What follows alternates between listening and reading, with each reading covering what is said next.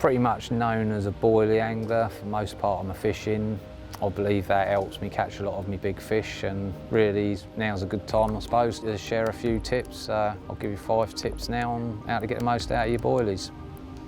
Right, so over the last year or so, well, just over a year, I've been using boilies made by a company called Blake's. They're not really one of the big name companies in the game, but they seem to be making pretty good headway, and they make some very good quality baits. I mean, I've tried using all of their baits.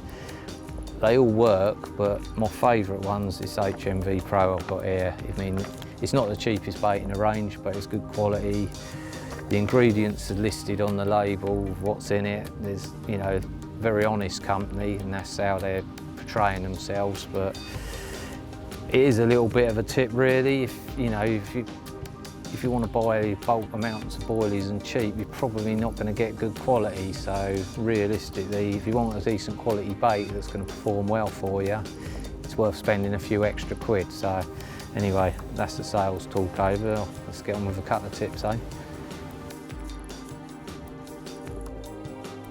Right, first tip I suppose has got to be your bait. How do you look after it when you're fishing? I see a lot of people, they hang their baits up in an air drying bag, they dry it out, all the moisture goes out. That's good because it stops your bait rotting. Condensation's one of the worst things you can have on your bait for rotting it.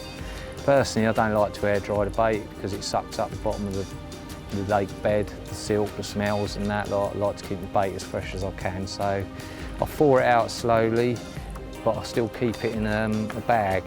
But when I bring it to the lake, just drop it straight in a cool bag, like let it thaw out slowly. You could always keep a couple of cans of beer or something in the bottom of the bag as well, so they cool down nicely for when you finish baiting up and you can chill out. Yeah, just keep the condensation off it. Second tip is another way of preserving your bait is to mix salmon oil or any oil, hemp oil, with like a food dip or glug, like matches the boilers I use. It's the HMV glug. I mix this 50-50. Obviously, one's thinner than the other, so they separate in a bottle. So I always leave a bit of space in the bottle, give it a good shake before I pour it into the bag, mix it up. I mean, the oil does preserve the bait a little bit. It also kicks off attraction. You get that lovely flat spot going across the lake when you're baited up as well. Pulls fish in from out of weed beds or whatever. And the glug food dip, that sort of dissipates into the water at lower levels. So with the oil coming up off the boilies, it's dragging some of the glug up with it, but that will drop down, a bit of a lava lamp effect. So really, it's got 3 good uses really. You're attracting fish from low level, from in the upper layers, and it also helps preserve your bait as well, so that's worth a go. Right, tip 3, boilie fishing. Quite often when I'm just boilie fishing, I tend to stick to pop-up rigs.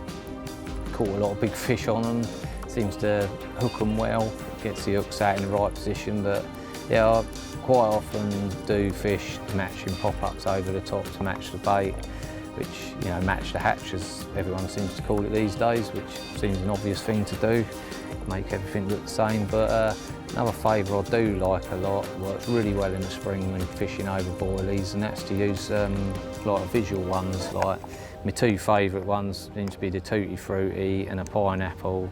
Quite often I think it's probably the first one that they get when they come in on the attraction off the, you know, the bed of boilies or the scattering of boilies. But yeah, that bright one sitting there, fish seem to home in on it. So, well, quite often when I don't know what to do, I'll put match the hatch on one rod, Tutti on one and a pineapple on the other, see what wins the bites really. So that's worth looking at. Don't confuse yourself with too many different colours though. Right, tip 4. These days, seagulls are a nightmare. Everyone's forced to use spoms and that. I think that creates too tight a bed of boilies. Could be a bit alarming to wily old big fish or something. Personally, I find spreading the bait around is a bit of a better way of getting a big fish to move around a bit as it's eating and make it more vulnerable to the rigs I like using, like hinge rigs and stuff. So really, yeah, favoured method I would say is the humble catapult, you know, just ping them out one at a time, spread them about around the area, maybe get a few bang on top. Throwing stick's always a good one. You tend to have to be patient though with that method. You normally have to wait for the seagulls to go off and roost down the road wherever they go, to a dump or whatever of the night, you know. Don't really care where they go as long as they go away, but don't keep trying to ping them out because they'll still hang around you.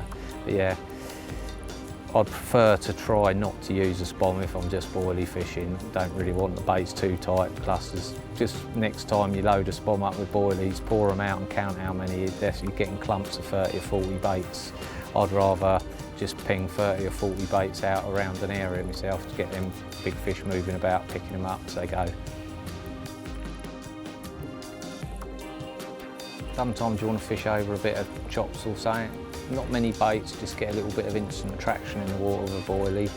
So rather than get the spom out or something, create a bit of disturbance, just ping a few out. Break a boilie in half.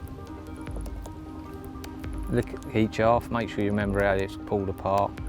Stick it back together, put it in the pouch of the catapult it out. When it impacts the water, it splits in two, so you've got two chops out for one splash.